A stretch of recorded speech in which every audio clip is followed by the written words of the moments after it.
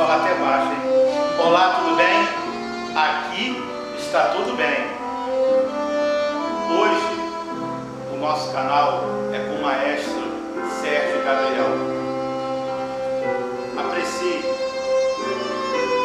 ouça, viaje, respire,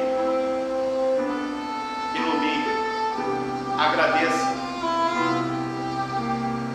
peça perdão.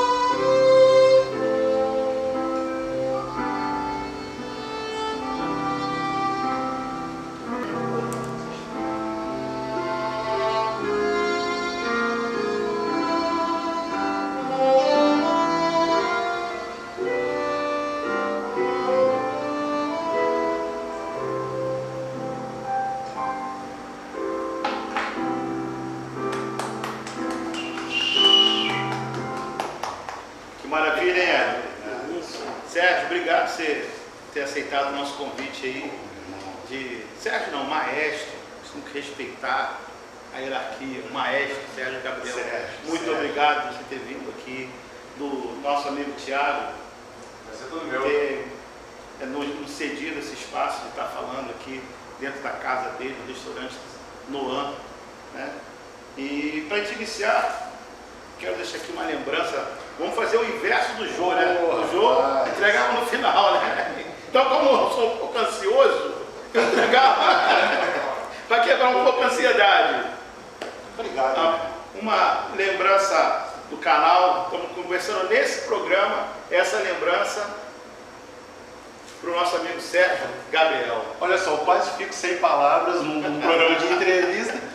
Não contava que ia receber uma coisa tão gratificante. É realmente uma emoção poder estar aqui, poder receber esse carinho. Eu tenho muito a te agradecer, Chico. Muito obrigado mesmo. Prazer. Aí. Vamos lá, Sérgio. Qualquer um não. Vou deixar até aqui Tá para bom. compor o nosso cenário. Sérgio, vamos lá, o pessoal conhecer um pouco quem é Sérgio Gabriel e da onde veio e como veio. Olha só, Sérgio Gabriel é um mineiro de Juiz de Fora.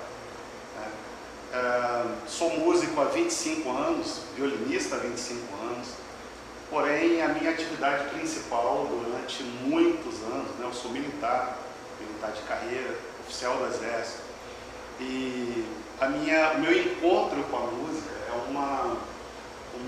uma história triste com um final, se é que a gente pode chamar assim, né? Está em curso ainda essa história. Até a calma. Com um final feliz. Isso está no caminho, hein? Então.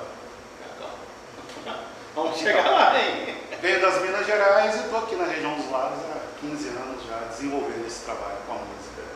Aqui tentando, né? E muito bem feito. Motivar essa turma que está aí. E aprendendo muito. Verdade.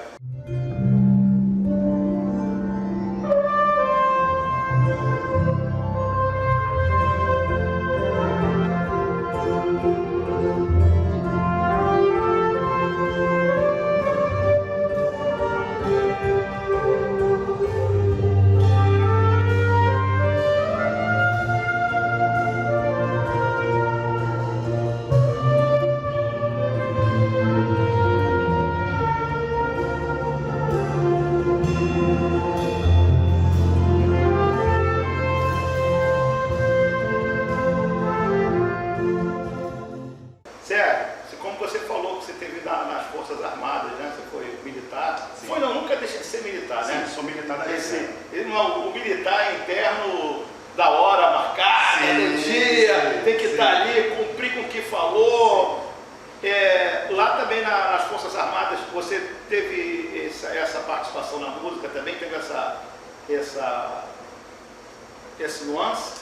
Então, cara, é muito controverso, porque a minha atividade militar é completamente oposta do que eu faço hoje, né? Eu sou especialista em material bélico, então trabalhava com outras coisas, né? Porém... Guarda-chuva, né? Mais ou menos. Porém, assim, meu pai é músico, contrabaixista, músico de jazz, então eu já trago na minha veia, né, uma herança, né? Embora durante toda a minha infância e juventude, ser músico era algo que eu não queria ser. Não queria ser? Não queria ser. Meu pai pelejou para que eu fosse por esse caminho e eu, para tristeza dele naquele momento, eu dizia que não queria. Eu queria ser militar. Então, você foi militar então, e você é músico. E aí, então hoje, acabou resolvendo as duas pontas. Hoje eu seu consigo pai alegrar muito o coração dele, né? O Sérgio,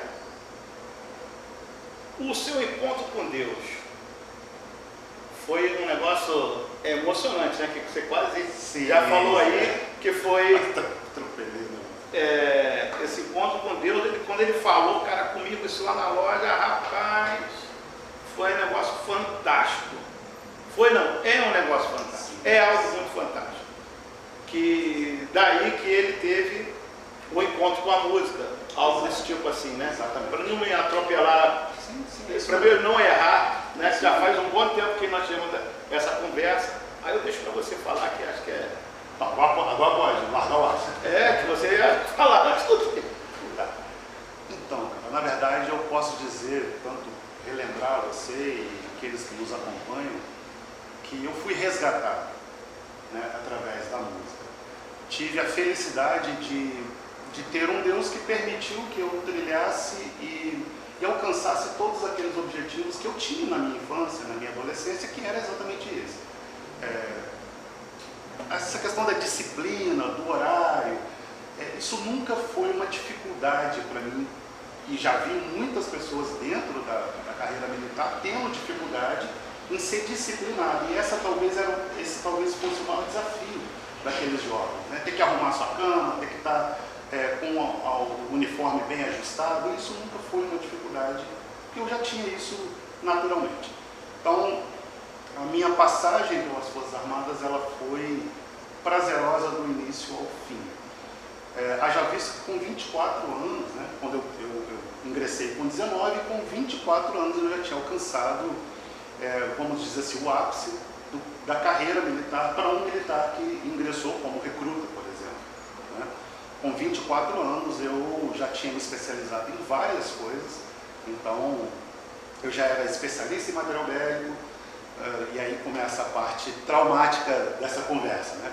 Eu já havia feito curso de tortura, já tinha me habilitado, era atirador de elite do Exército e era atleta das Forças Armadas, né? Então representava as Forças Armadas no âmbito interno e externo, e cheguei à posição de segurança do presidente da República, isso com 24 anos.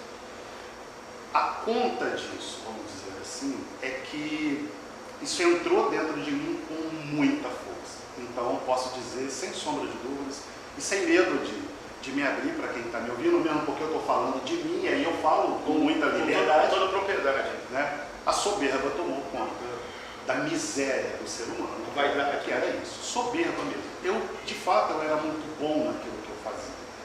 Força de uma disciplina, de uma vontade, mas isso causou um estrago quando eu não conseguia lidar com esses resultados.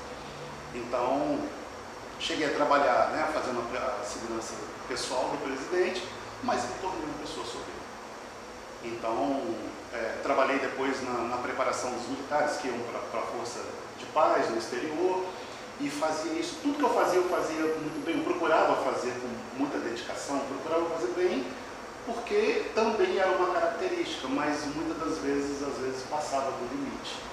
no sentido de que, uma instrução, se o militar tivesse que passar por uma situação, eu já tendo passado por ela, e estando lá intacto, eu entendia que ele tinha que passar na mesma medida que eu passei, e às vezes a pessoa tinha um limite diferente do meu. Não vou nem dizer que é menor, ele só era diferente. Você estava cedo no processo?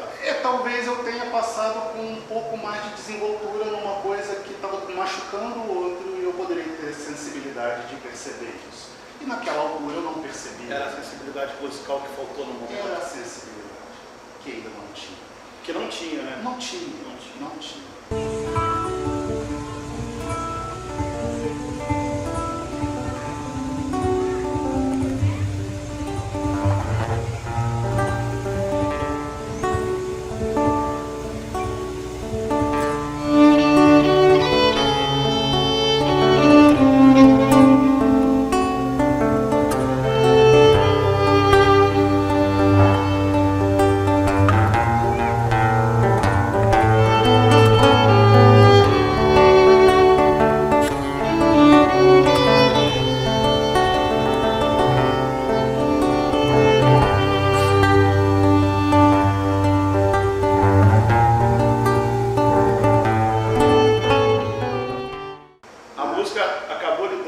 Então, e no meio dessa trajetória, acabei sofrendo um acidente no exercício da minha função, sofri um acidente e fiquei paralítico, irreversível e incapacitante. Paradinho. Não andava mais, isso com de 24 para 25 anos. Isso no auge da sua carreira militar? No auge da minha carreira militar. Com muita coisa pela frente para ser feita. E aí me vi preso a uma cadeira de rodas, me sendo submetido naquele período eu já estava me submetendo à 9ª cirurgia corretiva, e a cada cirurgia que eu participava, eu saía pior do que eu entrava. E, de verdade, eu não tinha ainda estrutura para entender o que estava acontecendo. Na verdade, eu não entendo até hoje. Né? Faço um esforço para poder reconhecer que fui alcançado por meio desse episódio. E hoje a gente traz essa afirmação como um combustível para seguir em frente. Né? Naquela época, para mim, aquilo era a morte. Né? Inclusive, desejei a morte várias vezes e ela não me alcançava. E era essa frustração. Né? Preso a uma cadeira de rodas, fiquei internado 1 ano e 8 meses num hospital, 6 meses em outro, 4 meses em outro, e quando eu baixei ao primeiro, descobrimos que a minha esposa estava grávida do meu primeiro filho, e ela passou toda a gestação, a gente longe, naquela época a gente não tinha a tecnologia que a gente tem hoje, os telefones eram muito precários. Meu filho nasceu, fez aniversário, eu não conhecia o meu filho, né? Procurava conversar com a minha esposa, Gabriel. E aí, a parte, para mim, isso é um testemunho, né? E eu te agradeço por abrir esse espaço para que a gente fale disso. E tem uma razão para a gente estar falando disso hoje também. Tudo. Naquela oportunidade, né, depois desse período todo, e eu era uma pessoa conhecida no meio militar, respeitada no meio militar, tive a sorte de quando eu estava internado em São Paulo, o diretor do hospital, que assumiu a direção daquele hospital, ele era um coronel que me conhecia. E nessa, ele passando em revista, me viu e falou: Gabriel, meu nome de guerra é Gabriel. Eu falei: Gabriel, você está aqui também? Ele falou: coronel, estou aqui ainda. E ele: mas como assim ainda? Eu estou aqui desde o ano retrasado. E ele se compadeceu, né, dessa breve conversa. Ele falou: eu vou te dar um passeio para você, que se chama passeio higiênico, eu vou te dar uma dispensa para que você vá em casa. E aí, numa sexta-feira, eu peguei o telefone, liguei para minha esposa e disse para ela a seguinte frase. Essa, para mim, é a parte mais forte, uma das partes mais fortes desse testemunho. Depois de tanto tempo sem vê-la, eu liguei para ela e disse: olha, eu estou indo para casa para conhecer o Gabriel. Mas se eu chegar aí e esse menino não aparecer comigo, a morte entra comigo dentro de casa. Na verdade, naquele momento, eu estava dizendo para ela quem era eu. Tanto tamanho do miserável que eu era. Porque isso foi um grande insulto que eu estava dizendo para ela. E eu não tinha essa noção. Eu estava dizendo para ela que eu, na condição dela, no lugar dela, se ela tivesse ficado internada 1 ano e 8 meses, eu teria tido uma penca de filho. É isso que eu estava dizendo para ela. E na verdade eu disse isso para minha esposa que estava em casa. Mas você falou muito daquele de você estar naquela situação, de estar com aquela dificuldade toda. Mas eu falei. Mas não, sim, Mas eu falei. Mas você ainda, porque para quem eu não podia ter falado. O falar é igual atirar, né? Já foi. Você puxou o gatilho, Já falou, meu Deus. E aí, assim, eu não tinha noção do estrago que isso poderia causar nela, do outro lado da linha. E ela me conhecia, ela sabia que eu não brincaria com uma coisa dessa. Nessa época eu andava com 2 armas na cintura, internado no hospital, não abria a mão delas. E quando a ambulância chegou e me levou para casa, e parou na porta da minha casa, e ela veio até a ambulância, a primeira frase que eu troquei com ela foi, abre aspas, pode trazer o menino. Dali mesmo, a gente resolveria toda aquela situação, se ele não aparecesse comigo. Então, o meu primeiro milagre foi, meu filho é a minha cara, gente. Ele é a minha cara, sou eu lá. Né? E a partir daí, a gente então começava um processo que nem eu, nem ela, nem o meu filho, eu acho que ninguém que estava perto de mim conseguia entender esse processo. Pô, acreditar, né?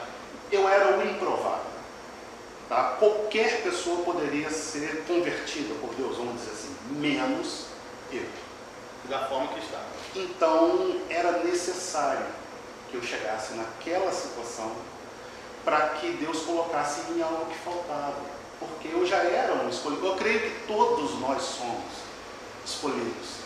Todos nós. E nós não, assim, quero tomar o cuidado, eu não estou aqui falando, fazendo apologia a nenhuma religião. De verdade, isso para mim é muito menor quando eu compartilho o meu testemunho. Eu estou falando de fé, e cada um exerce a sua fé à sua maneira, desde que ela seja exercida com fé. Claro. Então, assim, a gente não está falando de religião. Não, por favor, não. não é isso. Tá? Eu aprendi você está também. falando de uma experiência que aconteceu com Sim, você, né? E eu atribuo essa experiência a Deus. O meu colega, de repente, pode atribuir a uma outra entidade, e eu vou respeitá-lo 100% na fé dele, a essa entidade. Isso não conflita com a minha fé. Então, né, só para que deixasse aqui, para deixar bem claro, a gente não claro, mas eu acho que vale a pena a gente poder abordar. Foi uma passagem da sua vida. Porque é fé, claro, que eu não tinha. E foi acrescentada assim. Né? E tem muitas pessoas que não precisam, eu desejo que elas não passem pelo que eu passei, para que elas tenham, né? Fé. Acredito em Cristo. E a partir daí, eu não saí do estágio de paralisia, permaneci nele durante muitos anos. Voltei a ser internado várias vezes, passei por vários procedimentos cirúrgicos, e o penúltimo dele é um procedimento que chama analgesia contínua, onde eles abriram a minha medula, enfiavam um catéter que saía aqui, né? Enfiavam aqui nas minhas costas e passavam por toda a minha medula e ele saía aqui. E aqui eu tomava uma medicação que era aplicada diretamente na medula, boa parte dela era morfina, porque eu sentia muita dor, e havia um risco. Né? Se houvesse uma inflamação nesse catéter ligado à medula, ele ia evoluir para uma meningite na medula era óbito em 24 horas. E eu acabei tendo essa inflamação e aí fiquei, vai morrer hoje durante 23 dias.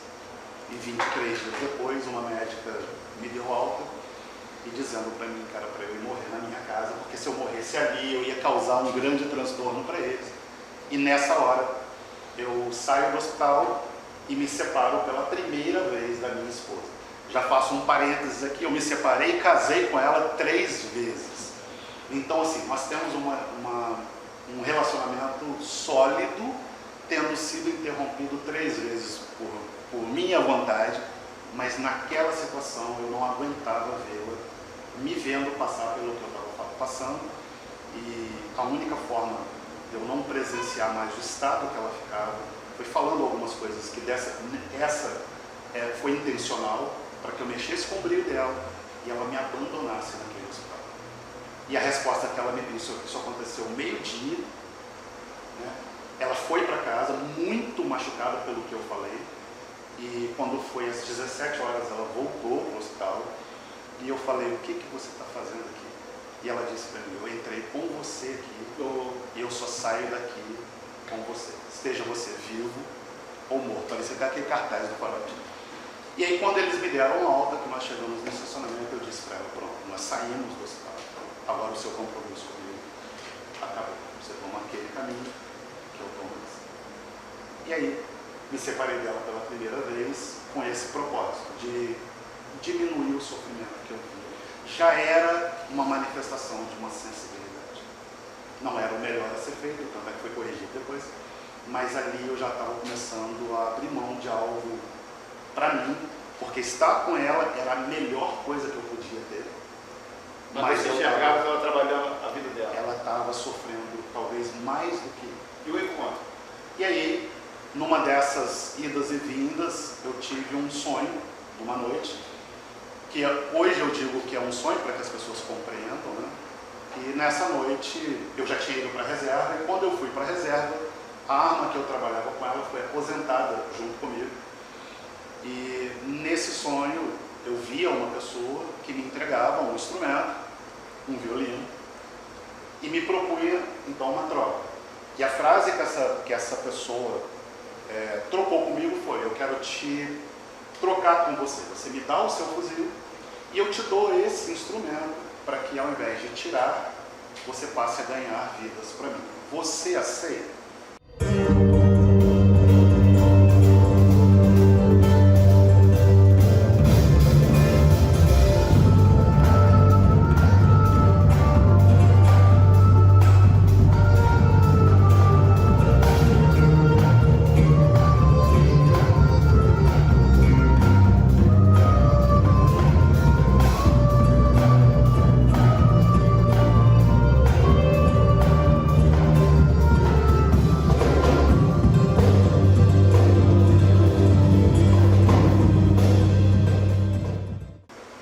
E a minha resposta foi: eu aceito, porque eu não tenho mais nada a perder mesmo. Isso no sonho. Isso no sonho, no inconsciente. E ainda era abusado, né? Mas na verdade naquele momento nem era um abuso, era um desespero. Um desespero, né? Era desespero, porque a gente já tinha tentado praticamente tudo e nada revertia. É mais desespero Então do eu que não outra tinha coisa, mais, verdade. eu não tinha mais o que perder na minha concepção. E eu aceitei. No outro dia de manhã, quando eu acordei, o ritual era sempre o mesmo: eu acordava, minha esposa me tirava da cama, me colocava na cadeira de rodas, me levava para fazer a higiene pessoal e ela ia preparar o meu café enquanto eu ficava na sala. E esse era um tempo que a gente conversava, só que a gente não se via, ela na cozinha e eu na sala, e a gente ficava conversando enquanto ela preparava o café e depois vinha para a gente tomar café juntos. Enquanto ela tomava café, ela preparava o café, eu comecei a contar para ela o sonho da noite anterior. E aí fui contando, sentado no sofá, e chegou na parte da minha resposta. E aí eu disse para ela, eu falei que eu aceitava, que eu não tinha mais nada a perder, eu aceitava. Nesse momento... E ela já era cristã? Não. Nesse momento, existiam uns exercícios que a gente tinha que fazer depois da analgesia, e um deles era tentar mexer o dedo do pé. E assim, era um esforço fora do comum, e nada saía do lugar. E eu fazia muita força. E nesse dia, né, olhando para o meu pé, eu não fiz tanta força assim e o meu dedo mexeu. E aí foi um outro desespero, mas é um desespero diferente, porque foi uma euforia de alegria, né? E aí eu comecei a gritar e tal, e ela na cozinha, sem ver o que estava acontecendo na sala, achou que eu tivesse caído ou alguma coisa, e ela demorava a vir, porque ela já entendia o que significava essa manifestação quando ela me via, quando ela via acontecer no hospital. E era exatamente essa cena que eu não queria que ela visse de novo. Como a gente não estava se vendo, e ela ouvindo as minhas respostas, os meus gritos na sala, ela demorou a vir, porque ela temia que ela ia encontrar, e quando ela chegou, ela me viu sentado do jeito que estava, mas eu mostrando para ela que o meu dedo. E a partir daí, né, o start foi dado, e eu fui aprender a andar, fui levantando gradativamente da cadeira de rodas, fui passado por uma vela canadense, uma muleta. Você vê, né? E hoje nós estamos aí andando. O que é, né, Felipe, Tiago e Hélio? A fé. A força da fé. Ela transforma, ela muda uma pessoa. Hoje, eu digo isso. Nessa época não foi suficiente ainda para poder me convencer de que era... Mas ela estava sendo trabalhada, a gente nem sabia disso. Mas foi o princípio. Depois de tudo isso, vamos chegar no momento aqui, Grupo Amadeus. Então, aí... Chico, só um minutinho, o Felipe tem um recado para você. Tem? Cadê? Eu acho até meio que impossível o pessoal não curtir.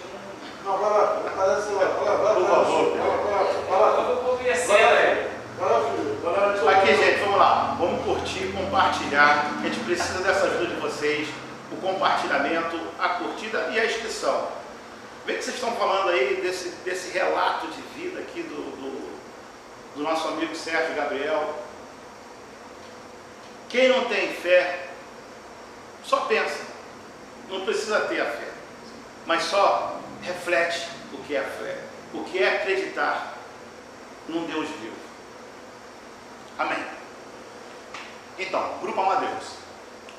Quando toda essa história ela se reverteu a ponto de eu conseguir ganhar uma autonomia para ir e vir novamente, me levantar, caminhar, nós entendemos que a gente precisava mudar da cidade de Juiz de Fora, porque aquele lugar ele me trazia umas lembranças não muito saudáveis e não estava me ajudando a fazer todas as outras coisas que eu As estava atividades do dia a dia, né? E aí eu falei, pô, vamos mudar. E aí eu não conhecia Cabo Frio, minha esposa já conhecia, e ela falou, então vamos fazer um passeio para um lugar que eu tenho certeza que quando você for para lá, você não vai querer ir para outro lugar que não seja lá. Acabou se apaixonando. E aí mineiro, né? Chegou na praia do Forte. Deu aquele primeiro tibum. E aí eu falei com ela, vamos mudar para cá. Um mês depois, né, nós nos mudamos. Eu me mudei para cá, porque isso era em outubro, foi no dia 12 de outubro que nós viemos passear no feriado.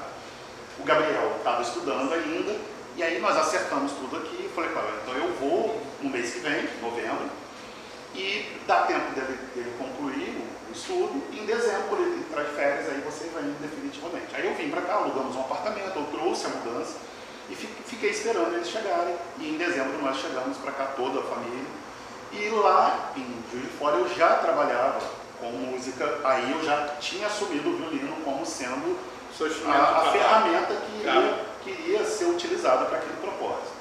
Né? Então eu já tinha passado pelo conservatório, eu já tinha feito os cursos capacitantes para o violino, já tinha feito curso profissionalizante e já vim para cá pronto para exercer aqui essa tarefa que eu já exercia lá. E aí cheguei aqui, na época que eu cheguei não existia música ao vivo nos casamentos. Como esse era um serviço que eu já exercia lá, eu fui acompanhar os casamentos de das igrejas e tal, e não tinha. Principalmente nas igrejas católicas não tinha, era o CD e tal, mas não tinha mão de obra. Então nós começamos a abrir uma sala de aula e comecei a preparar os músicos para as atividades que eles exerciam aqui na região. Né? E a gente precisava entregar isso para o mercado. E aí entramos no mercado de casamento e precisava ter um nome. Já são quantos anos? São 15 anos. 15 anos de Grupo Amadeus. O Grupo Amadeus tem 10 anos. 10 anos, Amadeus. Passei 5 anos na parte preparatória, vamos dizer assim, cuidando só da sala de aula. Deixa eu lhe falar, você já iniciou aí, né, uma fala. O Amadeus toca-se de tudo, né? Quase tudo. Não, Quase. menos funk, né? Então, quase tudo. Quase tudo. Quase tudo. É nada contra o Não, funk, claro. por favor. Mas, de repente, a gente... Dá pra rolar, de repente, dá. Dá pra rolar uns clássicos. Hoje a gente ainda não toca, mas Mas dá pra rolar uns a clássicos. gente já está... O Claudinho Bochecha. Então, posso dar um spoiler do que vem por aí? Pode, deve. Sábado passado reunimos os músicos do Grupo Amadeus e vamos lançar um subproduto que se chama Amadeus Classic. E clássico não tem nada a ver com o período clássico da música, com o gênero da música. Tudo aquilo que marcou uma história, que marcou uma geração. Seria como um cover. Então nós vamos pegar Não é isso? os clássicos de uma época. De uma música, de um anos 90. Clássicos. E vai. É porque, por esse instrumento ser um instrumento característico do Grupo Amadeus, as pessoas podem associar à música de concerto.